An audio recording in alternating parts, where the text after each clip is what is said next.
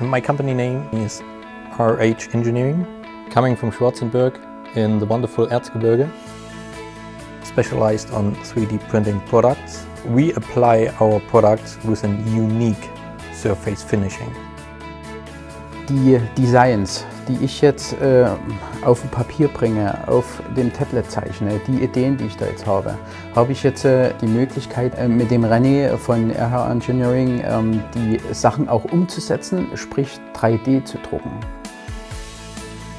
It's a huge part. It's 1.3 meters and it's just 3.5 kilograms. And imagine if you would do it out of granite or something like this, it would weigh about 100 kilograms.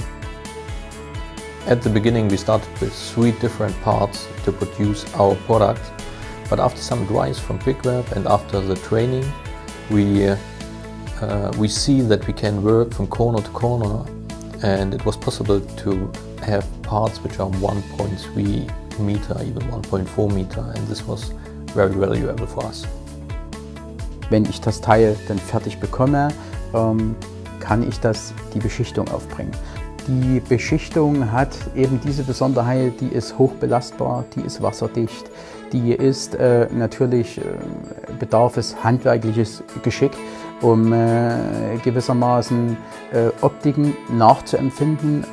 Schiefer, Rostoptik, Granit, Sandstein. Und somit haben wir von A bis Z ein individuelles Möbelstück, das der Kunde selbst vom Zuhause wieder begrüßt wird.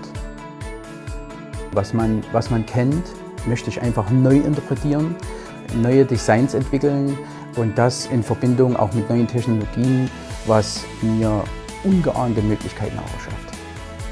The BigRep One allows us to do everything what we want. It allows us to produce every design we can imagine.